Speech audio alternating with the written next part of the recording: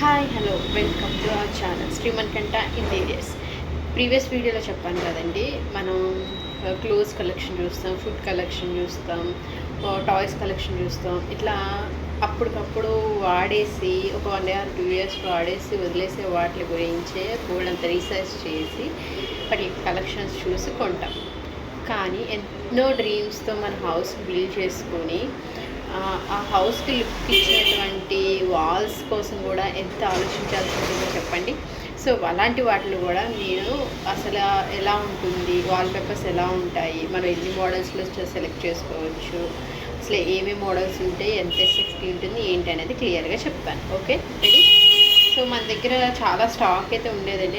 మీరు నా previous videos ఒకసారి చెక్ చేసినట్టయితే మన వీడియోస్లో అన్నింటిలో మనకి వాల్ పేపర్స్ అనేది కనిపిస్తూ ఉంటే, సో నేను స్టాక్ తెచ్చి ఆల్మోస్ట్ ఓన్లీ ఒక 1 month అయి ఉంటుందండి. ఇప్పుడు నేను చూపిస్తున్న ర్యాక్స్ అన్నింటిలో కూడా స్టాక్ ఫుల్ అయి ఉండేది. చూపిస్తా చూడండి.